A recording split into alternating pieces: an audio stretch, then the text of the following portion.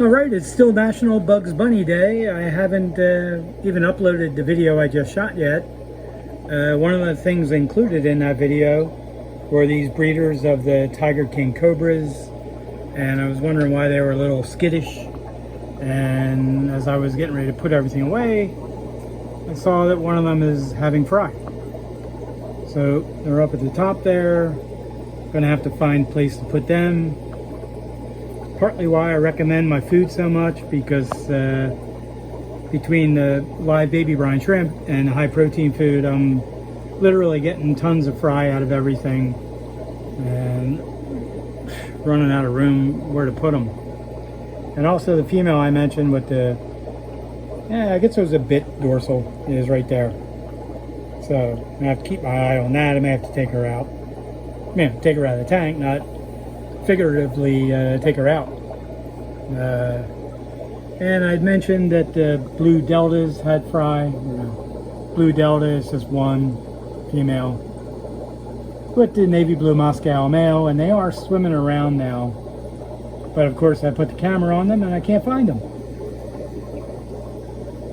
Alright, let me give up on that idea.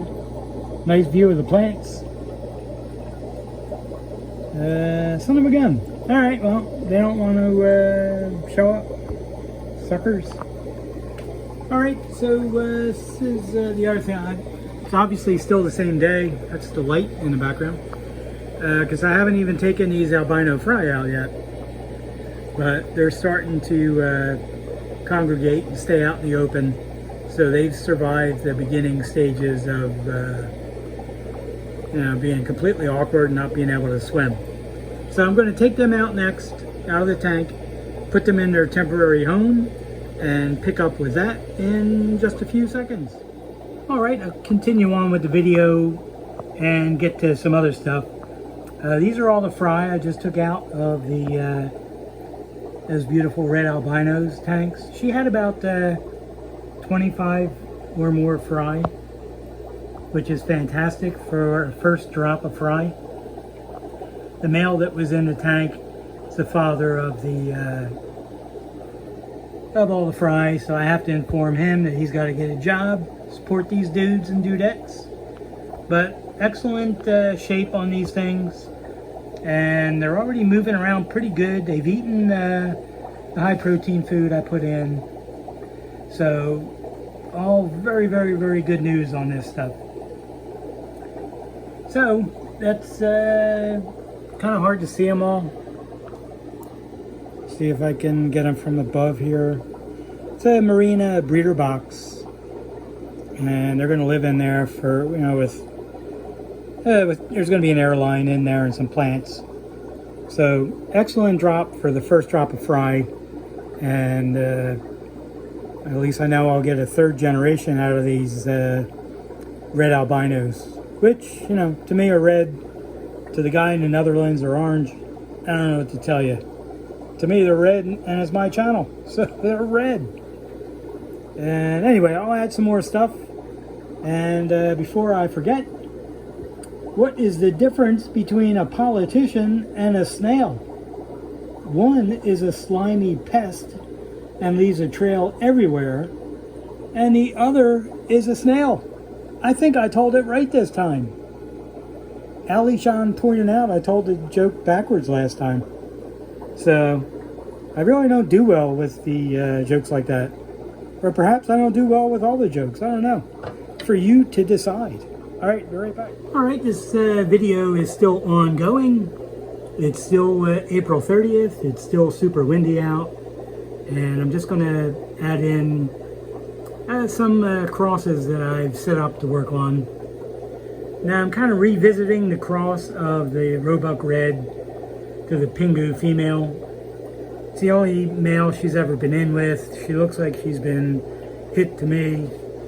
The Pingus really have very little color. The females, just a hint of blue or dark blue at the caudal peduncle, sort of the body where it starts to meet the tail.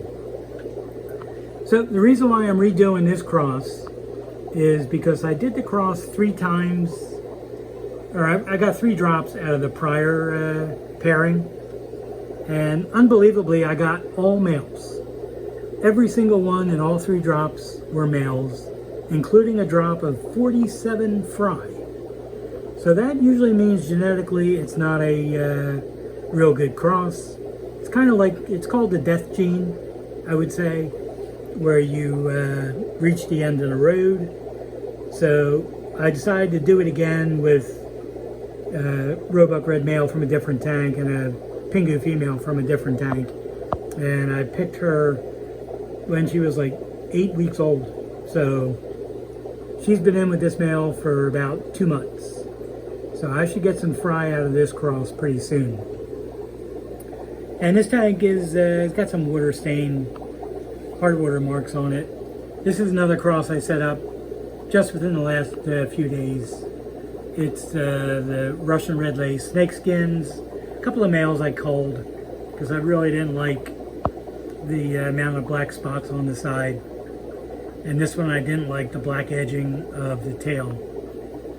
So I put them in, long story short, with some of my half black pastel females. And they seem to want to hide up in the plants. So there's 3 or 4 females in there. And one of them I picked the larger one, this one, because she had just had fry a couple days ago. And I found that when I select females that have recently dropped fry within a day or two, when I put them in with different males, they're more apt to accept the sperm from that male and not store sperm from prior males. So I'll know right away once I get fry, because it's a known result of what you get with this cross, which are half black AOCs, basically a half black male with a spotted tail and dorsal, if all goes well. So if I just get half black pastels, then the cross didn't work. Pretty simple.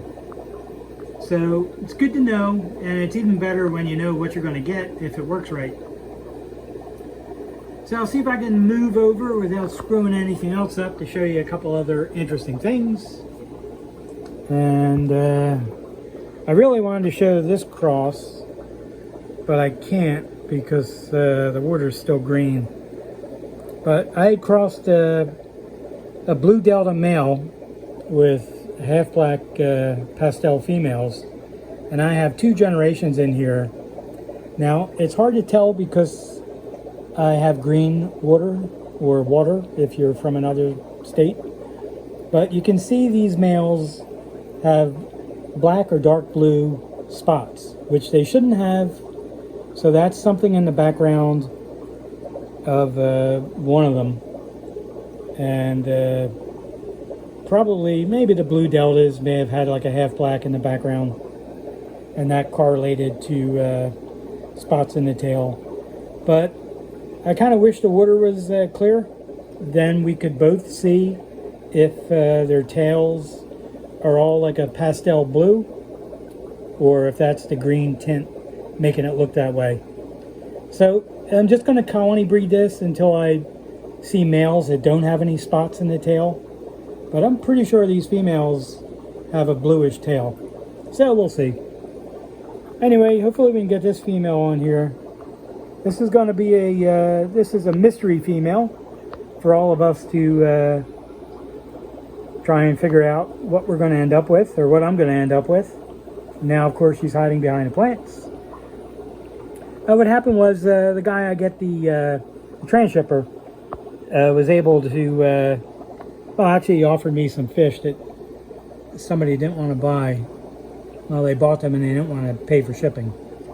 So the male died, so I don't know what these are. And let's see if we can get her out there. There we go. It's a nice female, really good dorsal, red, but I see other colors in that tail. So I don't know what this is going to be.